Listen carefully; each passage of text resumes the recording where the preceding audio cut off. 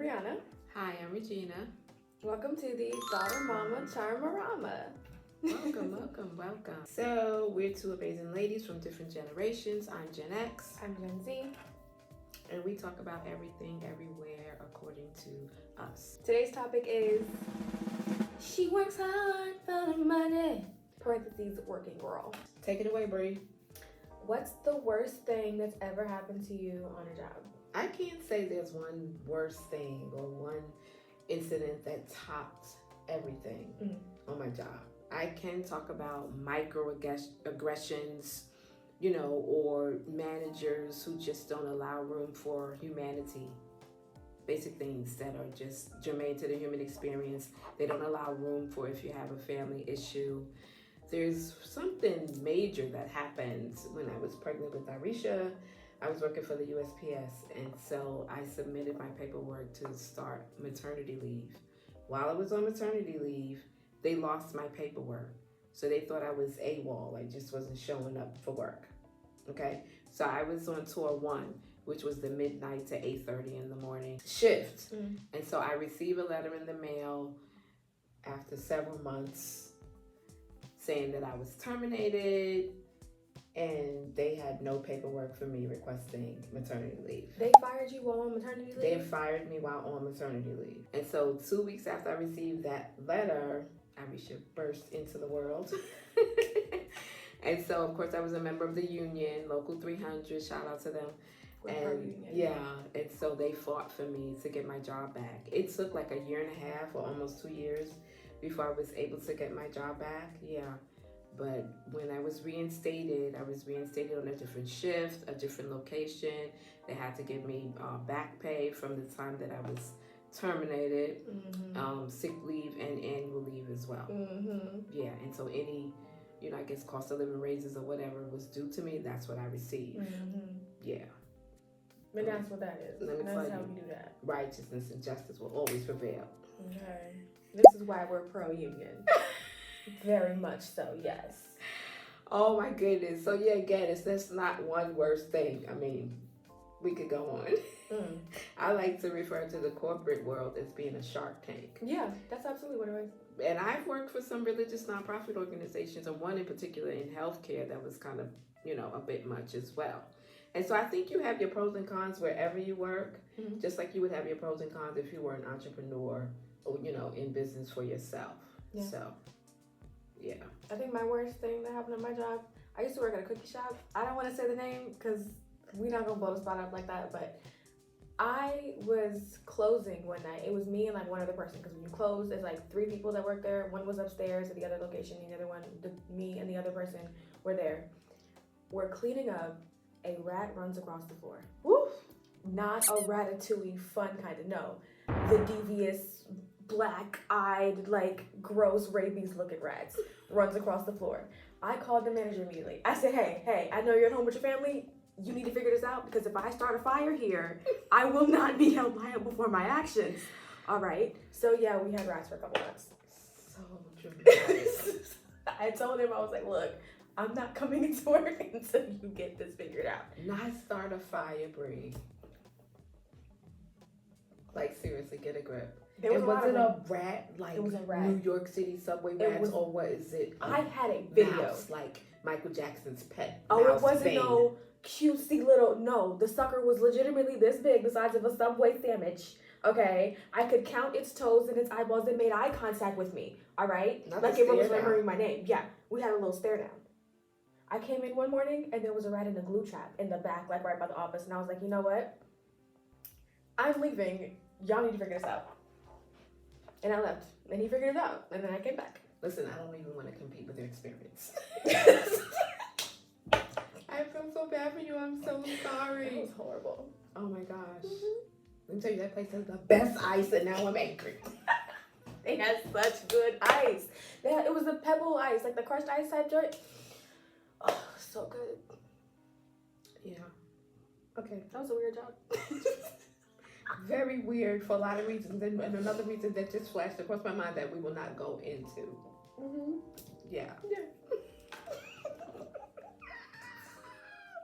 Any positive learning experiences or encounters at the job? that job taught me resilience and the power of bleach. When I mopped, my manager, he always said that he could tell when I was the one that closed and mopped because there would be so much bleach in the water. Because I was trying to erase all the evidence of the rats. But you could, like, if you knew that it was a problem, then you would be able to see that they were eating the icing off of the little cookie cake like displays in the case. I don't know how they were getting in there, but they were. And so they were like eating off the icing, and you could see like from the outside. I'm like, so we're missing some icing on this cake. What do you think the problem is? And he's like, I don't know. It's probably the rats. I was like, right. Listen, if they don't care, how do you care? That's why I was like, all right, I'm just gonna start mopping and cleaning like as best I can and try and close up what I can to get them away from them. Until finally, I was like, look, these cakes look a mess, and it's becoming a little bit apparent that that's a bite mark, not just like a little thing that's like a part of the thing. We got to get rid of these. So I finally managed to convince him to get them out, and we washed them and cleaned them. We stopped putting stuff down there so they would be less tempted, Right. and started trying to like close up and wrap up the food more. And so they didn't like solve the problem completely, but that was like all that we could do. We weren't the reason that the rats were there. It was in the mall. So the food court was the problem. They didn't clean up enough. They didn't throw out their stuff, whatever. And once you have one rat, you have a million. Right. Even though you need two, you have a million. If you see the one rat, that's the 1,000,001th rat that you see. Let me tell you, as it goes for your neighbor, that's how it goes for you. Whether it's a restaurant or whether it is your residence. Yeah. If your neighbors have, rodents or roaches or whatever it is, no matter how clean you are, it's going to be an issue for you. It's going to be an issue for you. That's just how it works. Oh my goodness. I'm sorry that you had to go through that, but I'm glad you exercised the integrity that you did with at least announcing the problem and trying to, be as clean and honest as you could to get it done. But like I said, if they wouldn't care enough to do anything, it was nothing that what I could could you do? I'm one person. And it was the whole mall. It was the whole mall. Goodness. Yeah, malls have gone away. They have. Post-pandemic, It's so many almost malls like are just online gone. shopping stuff. And I don't like online shopping for clothes for real. I need to go and see this in the store. How cheap is this? If everything is from Shein, I need to know, and I need to see that tag for myself. I need to try on my clothes. That's what we need to be doing. No, I get it. But yeah, hands are tied. What can we do? We can open up our own mall. Somebody can open up a mall. Anybody want to open up a mall anymore? I don't know. Yeah, I'm trying to put Simon out of business because they don't know what they're doing. In-person shopping. We need it somewhere. And so I want to, highlight some positive experiences that I've had at work. And I'll stay on the United States Postal Service, right? And so I met your godparents there. Dwight and Verona. I met my best friend Regina, rest in peace Regina, and then my other good friend Baby Love. So I was introduced, her stage name, introduced to the music industry, and so many other things. And so these people I still keep in contact with. I mean, we used to have outreach ministry right in the area with Robert and Muriel. I mean, it was just great. The things that we were able to do, the people we were able to touch, and who we met. And like I said, we still keep in touch.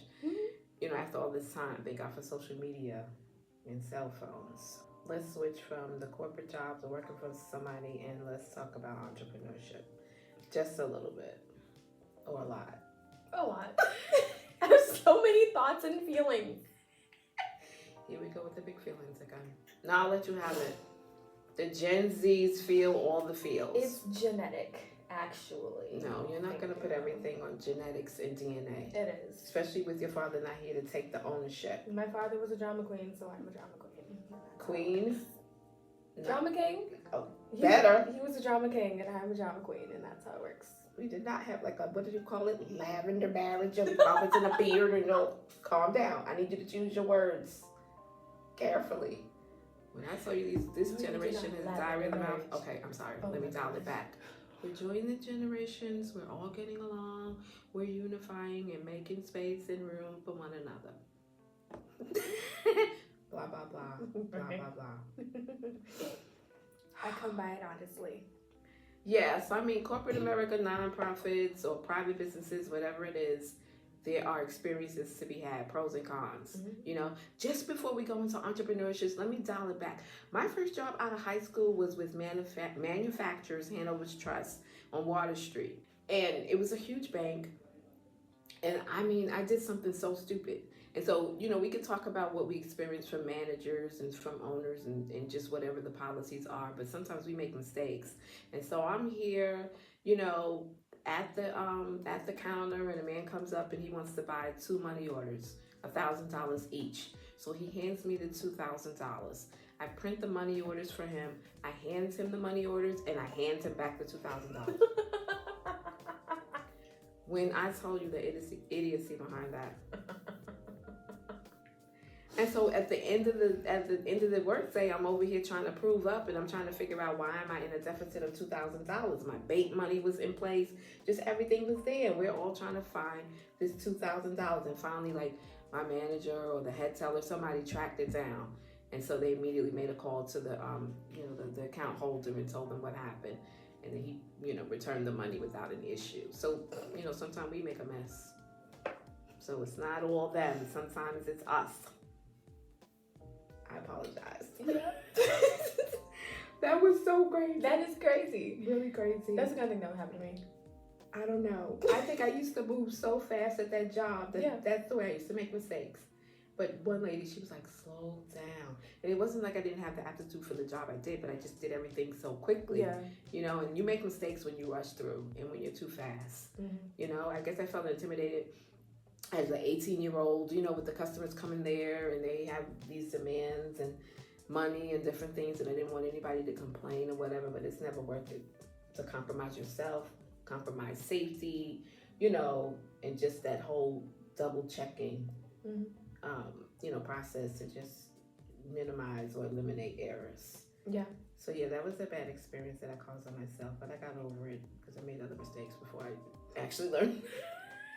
And listen, to calm down. Sometimes it takes multiple tries to really get it to sink in. Oh my goodness, why do we force our own way sometimes? It makes us work against ourselves. Anybody heard of self-sabotage? Woo. Self-sabotage, my word. You can sabotage yourself in so many areas. That's going to need to be an episode.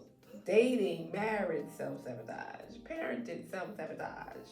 Family relationships, self-sabotage. Ministry, self-sabotage. It's such a wide range of things. Like, there are so many times we could accidentally just shoot ourselves completely in the foot and be wondering why we can't walk no more. Yeah.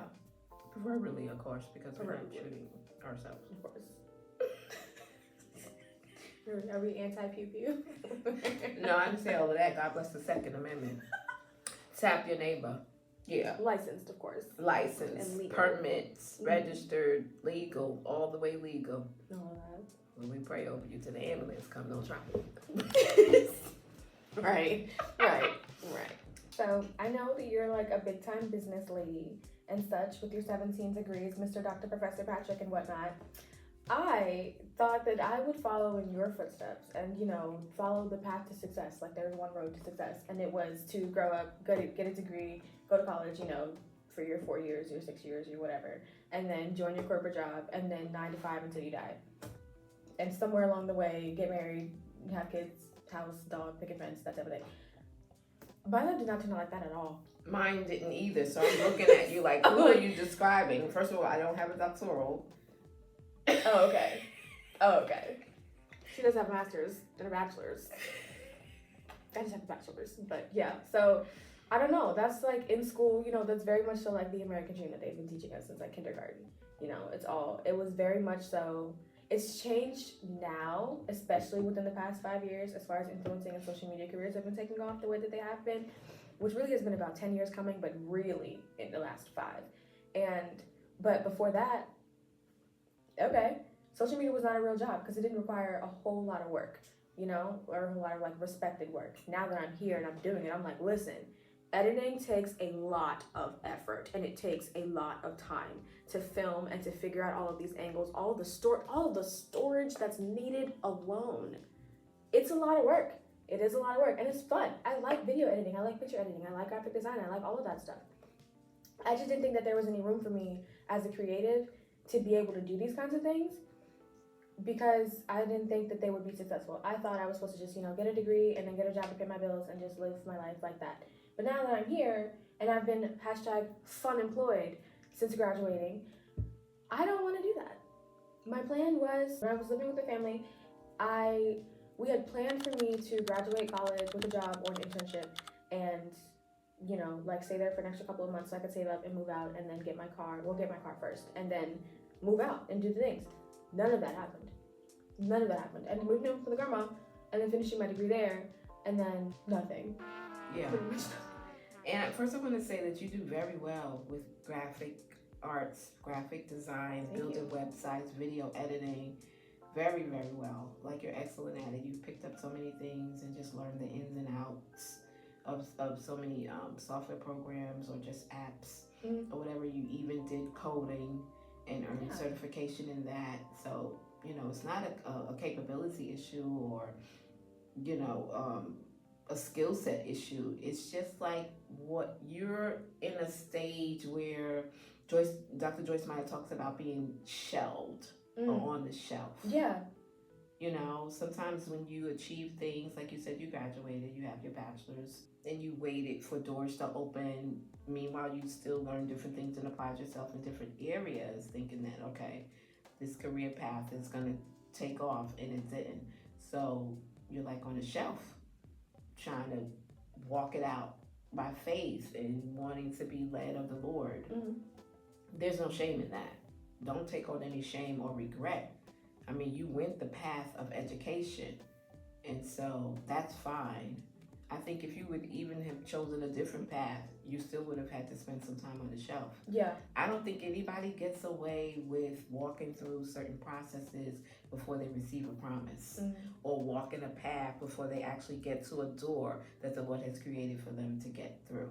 Yeah. It's like you have to become, you know, the person capable of bearing up under the weight of the blessing that you're asking for, or that's a desire of your heart, or that the Most High has planned for you.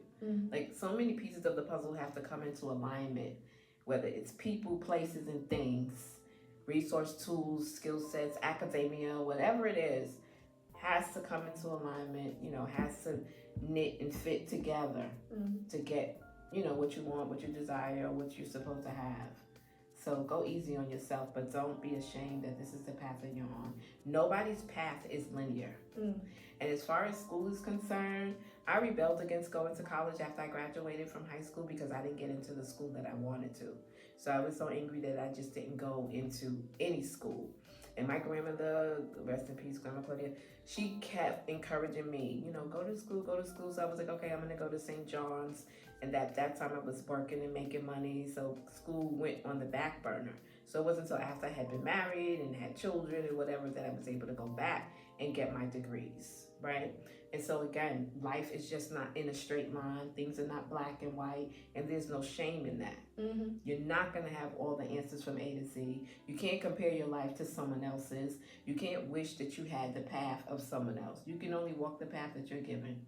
You can only compete with you, be a better you every day and every year. You know, at your birthday, don't just blow out the candles, but grow, change, mature, and develop.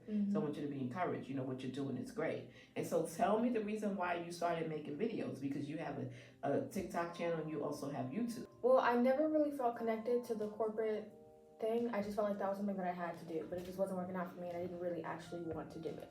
So I started trying to be creative and just trying to like have that be an outlet. And then in 2022 or 2023, God told me to start using TikTok. So I was like, okay, what am I supposed to do up here?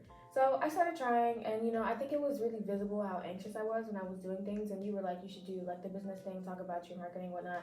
I hated that. So like, if you've seen those like first couple of videos, I think it's on it's like a whole different account. I made a whole different account specifically to do that, to be like, you know, working girl, whatever, but I hated it. I mean, it wasn't hard.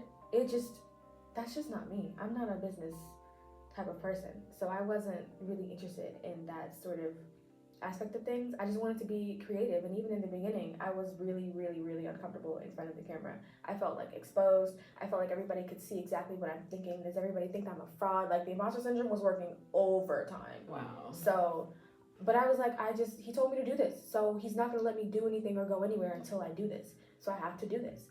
And so I kept doing things. I started coming up with like subjects and ideas that I could be excited about. One night, in the middle of the night, I just made a whole social media calendar for myself. I started looking for like different softwares and things that influencers use. Like, okay, how are you uploading across all these different platforms like at once because they're all loading at the exact same time. What are you doing? Like, how is this working? And even now I'm still trying to get the hang of it because I cannot keep spending a full hour just to upload 3 videos. It's just too much work. So I just kept trying to like be creative and do the things that I felt like I made the videos that I would have wanted to watch. Like my Black Woman Wednesday series, I really loved it and I do want to get back to doing it. I just feel so like not scared, but I feel like stuck. Like I don't really know what to do with it. Or like with some of my other ideas, I feel like I have so many of them that it's hard to pick one and go with that direction and stick with it. Because another thing is that I'm a giver upper. I'm secretly a quitter. Word? I'm secretly a You quitter. learned that in college. Yes, actually, You did language arts. That is not. Yeah. I have like real serious trouble with keeping going and keeping with something and sticking it out, you know, to see it through. So I wanted to do something that I could do often enough. So then when we moved again and I started doing my gym journey videos. I thought that was good because another part of the problem was that I genuinely wasn't doing anything in my life. Like I was just kind of spending all day like waiting for God to do something for me. And like I would pray and like try and eat and whatever, but like I wasn't really doing anything. I was living a very passive life. And I'm like, I cannot live like a loser. If I know that God is not going to do anything for me until I follow this original direction, I got to start doing it, you know? And as things in my life keep changing around, I need to keep doing it. And I know that I move slow and then like I'll come up with an idea for a video and then take forever to actually write it out, film it, edit it, and post it. Like this process cannot be a month long. I need to be faster. I need to be quicker about it. So especially these past couple of weeks, I've been trying to be creative and exercise my creativity. I'm writing things down more and I'm filming things that got organized. I reopened my calendar and I updated it a bit more. I'm trying to be more proactive because I've struggled with the administration side of the things. Like filming and editing the video is fun, it's creative, I like doing that. It's the stuff around the actual filming and the editing. That's the part that I struggle with. So I'm kind of like pushing myself, and it's helpful that I'm doing this with you because you're gonna remind me and you're gonna push me. It was always a lot of pressure for me to be an entrepreneur because everything is on me, you know? Like if it's just me and it's just my business, if it fails and all goes to hell, then it's me. Yeah. You know, I'm the one that has to keep up with insurance. I'm the one that has to save for my own retirement. I'm the one that has to pay the bills and everything. There is no steady paycheck. There is no whatever, because the way influencers get paid, and I hate the way influencers get paid. It's a 30, 60, 90, meaning the brand will not send you your money until a month after those videos are posted, 2 months or 3 months afterwards. And I had a job. I did have like a little job where I did like a little bit of work. You know, remember that like last year. And I never got paid for that. And I was supposed to have been paid after a month, 2 months or 3 months. I never got the money from that. And he still has not paid me. Yeah. So I'm working on not being angry about that. Well, I'm not angry about it normally. But you know, sometimes I think about it and I'm like, why would you do that to me? But whatever, you know, I move on. I don't feel like ashamed or guilty or whatever about it, but it did feel very like a lot of pressure and like it was just all on my shoulders. But I don't feel like that as much anymore because I'm like, well, God told me that he was going to do this. So God's will, God's bill, he won't carry his weight. It's not going to be that hard. You know, it's not going to break me. I decided that I can't keep complaining all the time. A brick wall does not get tired of standing. You know, I need to be strong. So that's how I've been kind of like inspiring myself and like forcing myself to do things because I don't have anything else to do. And the time is going to pass anyway. So why would I sit by and just let it pass me by and not do anything? Yeah. And like, I'm not going to live like a loser, okay? I am a winner. I'm strong. I am powerful. I am a beautiful Black woman. I can do it by myself. I think when we launch out to do things to obey the Lord by ourselves, that's when he sends help. Yeah. He wants to know if we're going to give him a complete yes, if we're going to truly surrender and yield to him, and then he'll decide to send us help. Mm-hmm. But we have to make the first step because the mandate is on us. Mm-hmm. It's our life. It's our call, whatever it is that the Lord has told you to do. The last thing he's told you to do, if you're delaying that, pick it back up. Start where you are and get it done, and then be consistent with it. Yeah. Right? And so we banter between one another about so many different subject matter and topics of discussion. I was like, we're going to have to do a show or something. We're going to have to make some videos because we talk about very interesting things. We have strong opinions. Yeah. And that's where it started. And so when I mentioned it to Bree, when I mentioned it to you, there wasn't any delay. Like we really just sat down and, grabbed the topic. Yeah. and then you've been good with coming up with additional topics. And we've only been doing this for like a week and a half. Yeah, we literally just started, so you gotta pull what's out of you. He'll pull what's in you out of you in order to distribute it, disperse it, and expand your reach for what you carry. And so in turn, it'll be a blessing to you. So your hard work is not going to be in vain, and your diligence will be rewarded, and obedience is always rewarded. So you have to hold on to that. And so there are ups and downs when you're freelance, or when you contract, or when you do entrepreneur things. But the scripture says, despise not the day of humble beginnings. So don't be angry or upset because you're being blessed, from a place of humble beginnings, or step by step, or little by little. Go ahead and, take courage and be bold about that. So I really think this is going somewhere, because the fact that we were able to, launch it and have it come together this fast, in this way, and the favor that we received along the way, it's going to grow from here. So yeah, I believe that. And you'll be able to do other things as well. So I really believe that, money is making its way to you, because you have to have a livelihood, even when you work. Yeah, you do. And even when you work for God, he has a way, to make sure that you get paid. Everybody's path is different, and none of this is a waste. So I think when we learn to discipline ourselves, become efficient, organized, and we set a routine, then the Lord blesses that. He pours his super on the natural. He'll put his glory or his anointing on where he's revered, where he's feared, and where there is praise and worship, and where there is impartation for people to receive. So that's what we're doing here. We're being ourselves, and we're talking about things that we care about, things that we experience, and more than likely things that you care about and things that you've experienced. So that's why we ask you to, share your thoughts and share your comments, so that we can include it in the episodes. Because this is not only for us, but it is big enough to share. And we're going to give out of our overflow and out of our increase. And so I've had my time with entrepreneurial efforts and just little ventures, like contracting work, like independent contracting work. I started a nonprofit, and doing things to be in business for myself. And so I know what it feels like to launch and not have it go where I want it to go, or for it to fall flat. But every successful CEO or entrepreneur will all tell you the same thing.